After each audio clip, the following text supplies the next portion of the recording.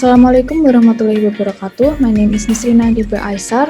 I'm from EMPA, and today we will be going through the Consort checklist with the title of Comparison of the Effectiveness of Azelaic and Pyruvic Acid Pills in the Treatment of Female Adult Acne, a Randomized Control Trial. Going on to our first checklist is 1A, an identification as a randomized trial in the title.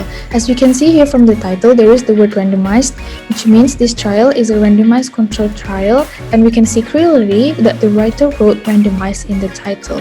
Therefore, we can say that the checklist for number 1A is checked.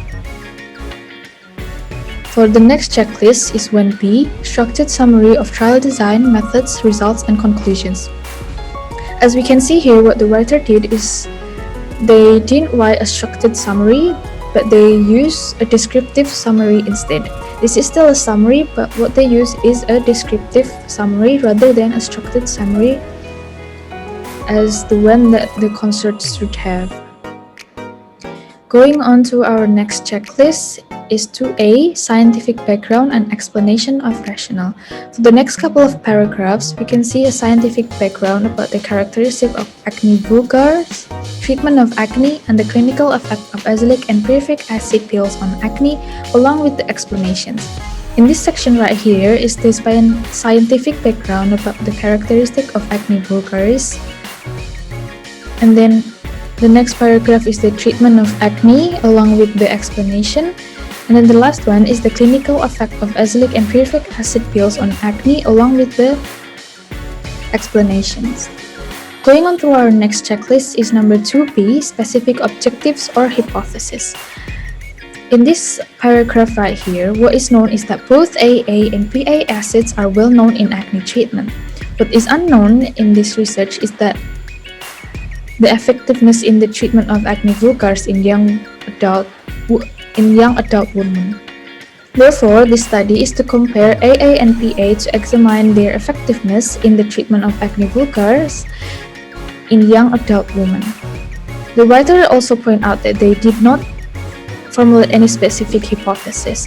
Why? Because that they are exploring the efficacy of the two acne treatments for the first time. That's why they did not formulate any specific hypothesis.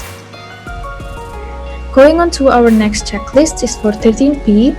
For each group, losses and exclusions after randomization together with reasons. It says here that there were no cases of losses and exclusions after randomization.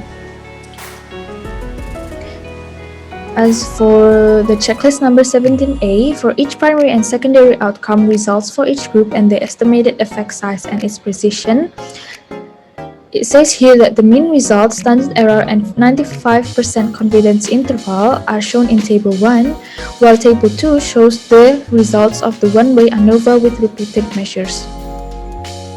Going on to the next one, we can see the table here. As for Table 1 is the comparison of the mean scores for skin parameters during 12 weeks of azelaic and pyruvic acid treatment, while Table 2 is the results of one-way ANOVA with repeated measures before and after treatment using one of the two types of acid, pyruvic and azelaic. Going on through our next checklist is number 20, trial limitations addressing sources of potential bias, imprecision, and if relevant, multiplicity of analysis. It says here clearly limitations of the study and further directions of research.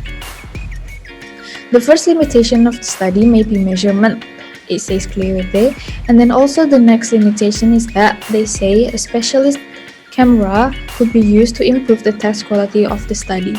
Also, the other limitation of the study is the research sample in terms of gender and age, where this study is only focused on homogeneous group of young women, so these results cannot be generalized to men, adolescents, and older people. The researchers also said that they would like to examine adolescents as well as adults above 30 years old with acne. Going on through our next checklist is number 22, interpretation consistent with results, balancing benefits and harms, and considering other relevant evidence. So clearly it says here, both acids produce similar decreases in acne severity and lessens and decrease discrimination. However, PA reduced greasy skin to a greater extent than AA.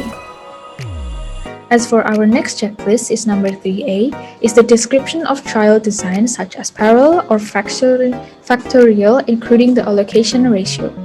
It clearly says here that the study was designed as a prospective parallel randomized clinical trial. For the next checklist is 7A, how the sample was determined.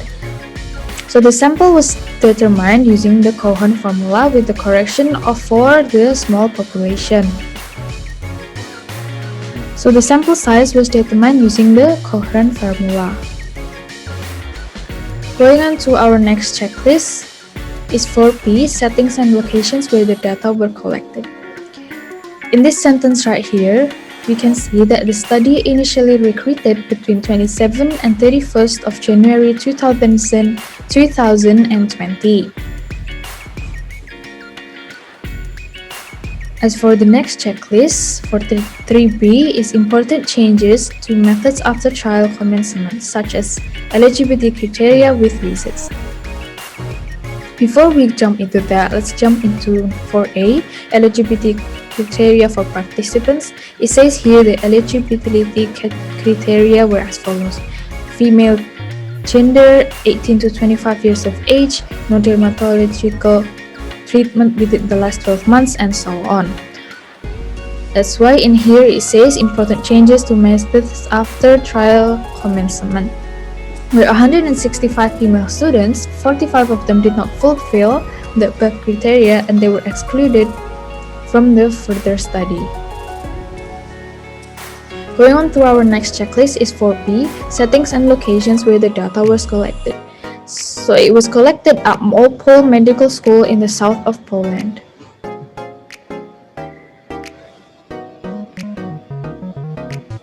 For our next checklist, 8B is the type of randomization, details of any restriction, such as blocking and block size. It says here that the block randomization was used here to divide undergraduates into one of the parallel groups, AAPA in a 1:1 ratio. So it is a block randomization. For our next checklist is number 9 is the mechanism used to implement the random allocation sequence, such as sequentially numbered containers, describing any steps taken to conceal the sequence until interventions were assigned. This is here that researcher Karolina Cilka was the one who performed the random allocation sequence and then enrolled participants and also assigned participants to interventions. How? They did it while dividing the list of sequentially numbered students into odd and even numbers, where the odd numbers were assigned to AA group and the even numbers were assigned to the PA group.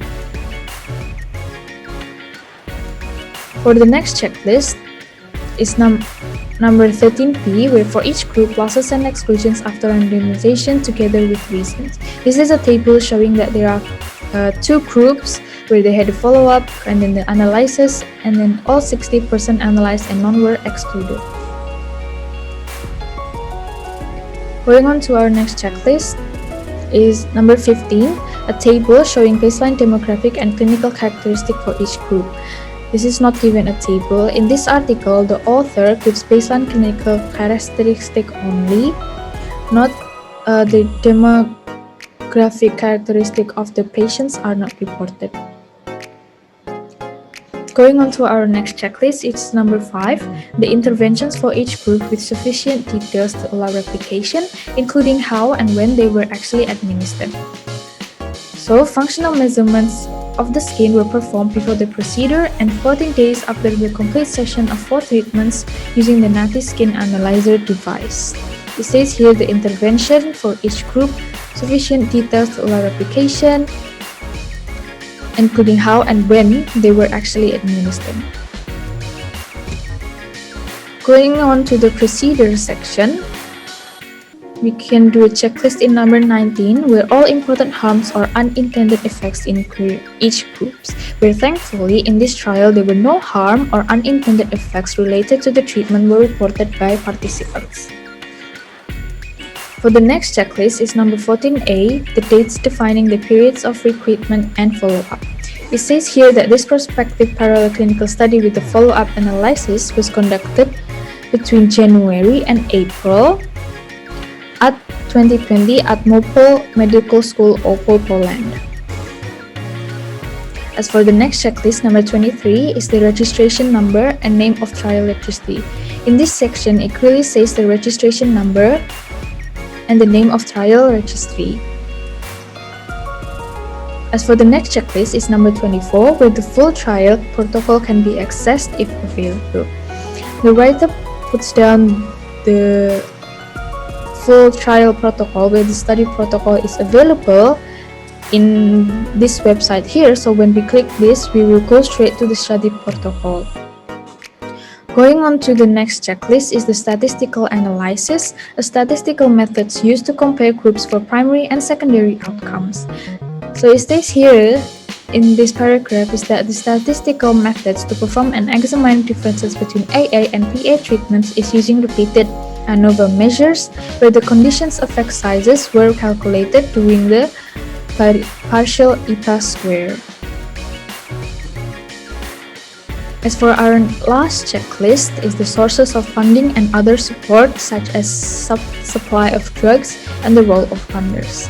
As we can see here from the acknowledgements section is that this work was the part of this research grant number and it was funded by the Ministry of Science in Poland.